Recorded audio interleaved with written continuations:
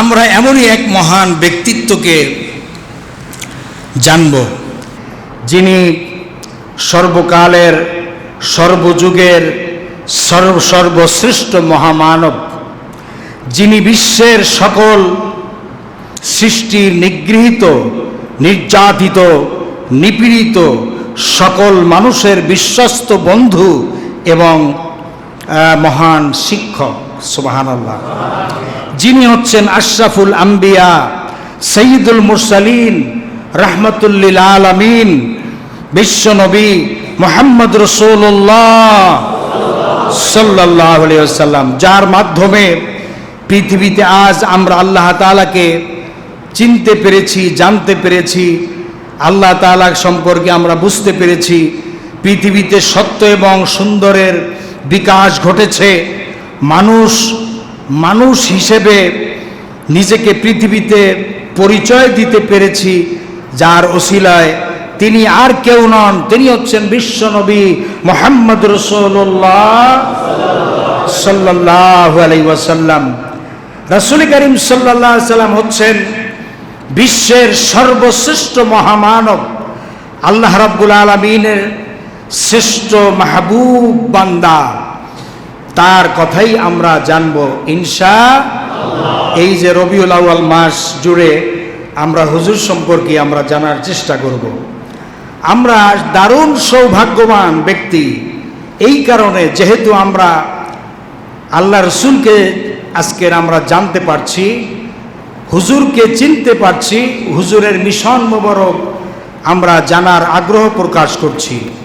হুজুরের সিরাত মোবারক জানতে পারলে, হুজুরের সিরাত জানতে পারলে, হুজুরের মিশন জানতে পারলে, হুজুরের এই পৃথিবীতে আসার উদ্দেশ্য সম্পর্কে জানতে পারলে এবং সে অনুযায়ী যদি আমরা আমাদের জীবনকে গঠন করতে পারি, তাহলেই আমরা কামিয়াব হতে পারবো। কোন সুবহানাল্লাহ। এবারে আসুন, আল্লাহ রাসূল সাল্লাল্লাহু আলাইহি ওয়াসাল্লাম তিনি ছিলেন বিশ্বের এই তামাম পৃথিবীর সর্বশ্রেষ্ঠ নবী। এই পৃথিবীর সবচেয়ে শ্রেষ্ঠ নবী কে? রাসূল করিম সাল্লাল্লাহু আলাইহি ওয়াসাল্লাম, মুহাম্মদ রাসূলুল্লাহ সাল্লাল্লাহু আলাইহি ওয়াসাল্লাম, তিনি হচ্ছেন শ্রেষ্ঠ নবী। কারণ এই পৃথিবীতে যত নবীরা এসেছেন, সমস্ত নবীগণ ছিলেন এলাকা ভিত্তিক নবী, অঞ্চল ভিত্তিক নবী, গোত্র ভিত্তিক নবী, ভাষা ভিত্তিক নবী। কিন্তু আপনার আমার নবী না মক্কার নবী, না মদিনার নবী, না শুধু সাদা মানুষের নবী, না শুধু কালো মানুষের নবী। কিয়ামত পর্যন্ত পৃথিবীতে নবী তো একজনই থাকবেন। এখন আর কোনো নবী আসবে? কিয়ামত পর্যন্ত নবী একজনই থাকবেন, যিনি তাম পৃথিবীর সমস্ত মানুষের জন্য নবী এসেছেন। তিনি হচ্ছেন আশরাফুল আম্বিয়া, সৈয়দুল মুরসালিন, রাহমাতুল লিল আলামিন, বিশ্বনবী মুহাম্মদ রাসূলুল্লাহ সাল্লাল্লাহু আলাইহি ওয়াসাল্লাম। এই কথাটা কি আমি বলছি না আল্লাহ তাআলা বলছেন? আল্লাহ রাব্বুল আলামিন তার রাসূলের মাধ্যমে এই কথাটা বলিয়েছেন কোরআনে কারিমে। আল্লাহ তাআলা সূরা আরাফের 158 নং আয়াতে কারিমায় আল্লাহ রাব্বুল আলামিন বলেন, হে নবী, আপনি গোটা পৃথিবীর সমস্ত মানুষকে জানিয়ে দেন, কুল ইয়া আইয়ুহান নাসু ইন্নী রাসূলুল্লাহি ইলাইকুম জামিআ। হে নবী, আপনি বলুন যে আমি মুহাম্মদ সাল্লাল্লাহু আলাইহি ওয়াসাল্লাম গোটা পৃথিবীর সমস্ত মানুষের জন্য আমি রাসূল হয়ে এসেছি। অন্যান্য নবীরা এলাকা ভিত্তিক নবী, অঞ্চল ভিত্তিক নবী, ভাষা ভিত্তিক নবী, গোত্র ভিত্তিক নবী। কিন্তু আল্লাহ তাআলা আমাদের নবীকে বলেছেন, হে নবী, আপনি বলে দেন, গোটা পৃথিবীর মানুষকে বলে দেন, আমি তামাম বিশ্বজাহানের জন্য আমি রাসূল হয়ে এসেছি। সুবহানাল্লাহ। সুতরাং আর এই কথার প্রমাণ কোরআনে কারিমে আছে।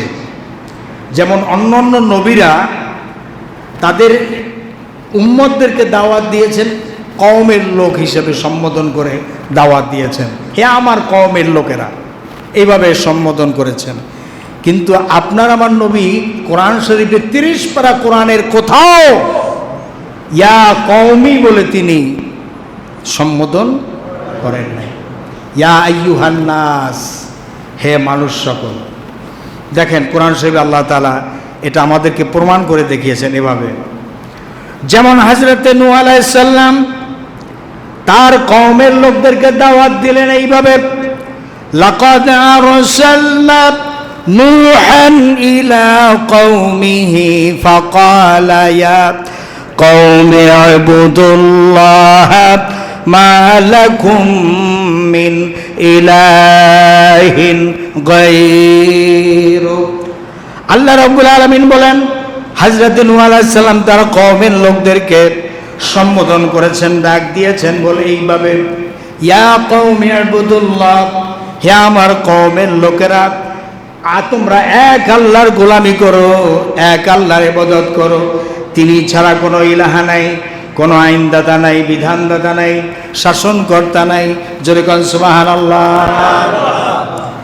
এরপরে যেমন হযরতে হুদ আলাইহিস সালাম তিনি দাওয়াত দিয়েছেন এভাবে, ওয়া ইলা আদিন আখাহুম হুদান ক্বালা ইয়া কওমি ইবুদুল্লাহ মা লাকুম মিন ইলাহিন গায়রু।